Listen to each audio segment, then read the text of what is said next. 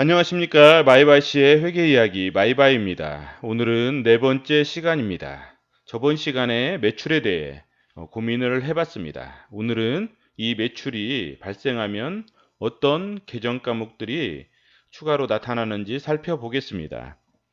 자, 어떤 회사의 정관을 보니까 회사의 사업 목적에 상품, 도소매, 제조, 수선 용역이라고 적혀 있습니다. 자, 이 회사가 거래를 했습니다. 어떤 거래를 했냐면 상품을 1억 원 판매하고 통장으로 이체받았고, 두 번째는 제품을 2억 원을 외상으로 판매하였고, 세 번째는 판매한 제품을 수선하고 그 어음으로 3천만 원을 받았어요. 자, 손익계산서에 어떻게 나타나는지 한번 살펴보겠습니다. 자, 상품 매출이 어떻게 해요? 1억 원. 그 다음에 제품 매출이 2억 원. 그 다음에 서비스 매출, 수선 매출이 3천만 원이 발생했습니다. 그래서 총 합쳐 3억 3천만 원이 매출이 발생했고요. 설명의 편의를 위해서 다른 원가라든지 비용들은 아무것도 없다고 가정을 하고 하면 매출이 그대로 단기 순이익이 되죠. 자, 그럼 대차제표는 어떤 계정 과목이 생기는지 살펴볼게요. 자, 상품을 1억 원 판매하고 통장으로 이체받았잖아요. 그래서 보통 예금이 1억. 그 다음에 제품을 2억 원을 외상으로 판매했어요. 외상. 그러면 외상 매출금 계정 과목이 2억. 판매한 제품을 수선하고 어음으로 받았어요. 3천만 원. 받을 어음 3천. 이게 다 자산이에요. 자산. 자, 외상 매출금하고 받을 어음을 매출 채권이라고 해요. 매출 채권. 매출 채권. 그래서 매출 채권이 무엇이냐 할 때에는 외상 매출금하고 받을 어음이라 이렇게 생각을 하시면 돼요. 자, 그 다음에 현금 물음표를 한번 볼게요. 이 당기순이익이 대차절표에 그 자본으로 가죠. 이익잉여금 3억 3천. 그리고 또 어디로 간다고 했죠? 저번에 당기순이익 현금 물음표에 당기순이익으로 가요. 3억 3천. 그 다음에 매출채권이 뭐라고 했어요? 아까 외상매출금하고 받으러옴 2억 3천이죠. 합계가. 근데 여기서 매출채권이 얼마 증가했어요? 2억 3천. 2억 3천이 증가했는데 현금 흐름에서는 이만큼 감소한 거가 돼요. 간단해요. 한번 살펴볼게요. 자, 이 매출이 3억 3천이 발생했잖아요. 그래서 이 3억 3천이 그대로 당기순이익이 됐다고 봐요. 지금 원가가 하나도 없어서. 근데 이 매출을 우리가 다 현금으로 받았다고 해봐요. 그러면 현금이 뭐 얼마예요? 당연히 3억 3천이죠. 3억 3천. 다 현금으로 받았으면 3억 3천이 현금이 돼야 되는데 지금 우리가 1억만 현금으로 돼 있고 매출 채권으로 2억 3천을 받았잖아요. 그래서 매출 채권이 증가하면 그만큼 현금이 감소한다. 그래서 나중에 현금 물음표 볼 때 매출 채권이 증가하면 이 마이너스 표시를 해줘요.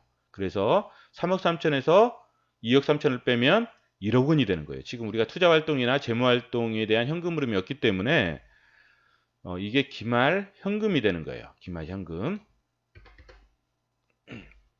자, 손익계산서는 항상 다음 연도에 어떻게 돼요? 리셋이 돼요. 처음부터 다시 시작해요. 재무상태표는 항상 누적이 돼요. 누적. 이건 누적이 되고 이것은 리셋이 돼요. 리셋. 다시 처음부터 시작하는 거예요. 누적이 되고. 자, 이거는 이제 뭐야? 자, 그래서 우리가 이제 손익계산서, 재무상태표, 영업 현금 흐름을 항상 계속 반복적으로 볼 거예요. 볼 거고 설명을 들을 거고 그러다 보면 어떤 계정감을 공부할 때 어떤 식으로 가는지를 이제 계속 공부하다 보면 아마 익숙해질 거예요. 자, 이거는 실제 손익계산서예요. 실제 회사의 손익계산서인데 어떤 회사인지는 제가 아직은 알려드리지 않을 거예요. 어때요? 2011년도, 12년도, 13년도 이렇게 거꾸로 돼 있죠. 단위는 억 원이고 성장이 아주 좋아요. 4,996억 원에서 매출이 9,325원. 25억 원. 그 다음에 1조가 넘어가요. 벌써 매출이 아주 좋은 회사죠.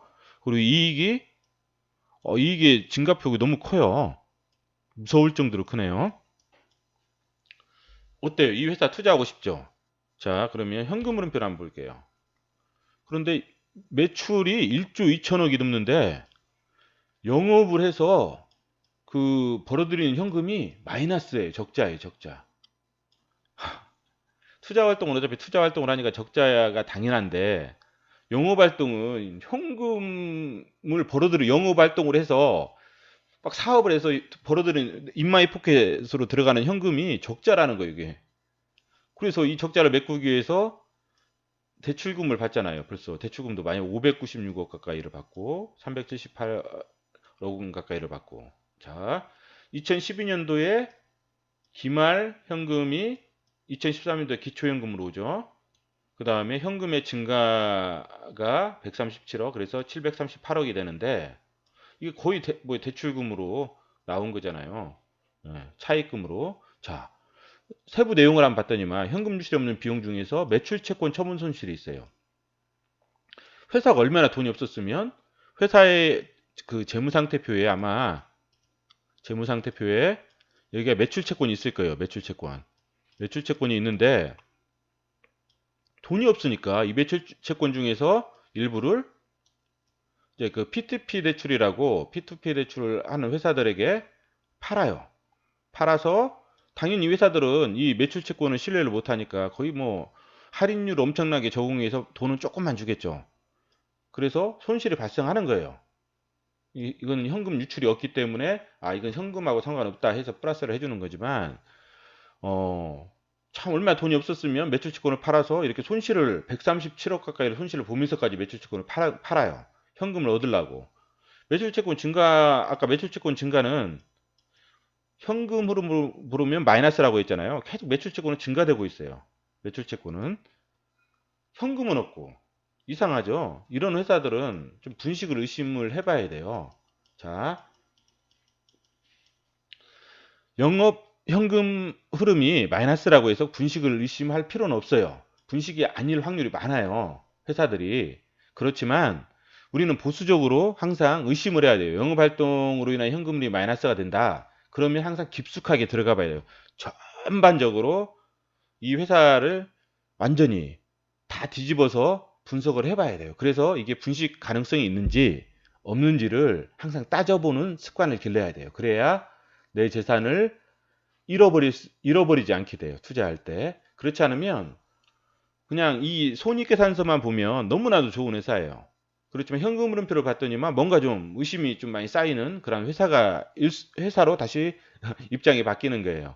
지금 이 회사가 모뉴엘이라는 회사예요. 옛날에 좀 유명했었는데 대출 사기로 아주 뭐 거의 뉴스에 뭐 그 톱으로 나왔을 정도로 대출 사기로 유명한 회사였는데 우리가 이 회사의 재무제표를 통해서 아까 우리가 배웠던 매출채권의 증가, 매출채권의 증가하면 현금 흐름이 감소한다. 이런 식으로 해서 현금 흐름을 보는 그런 한번 훈련을 해봤습니다. 자, 오늘 밤 잘 보내시고 다음에 또 뵙겠습니다.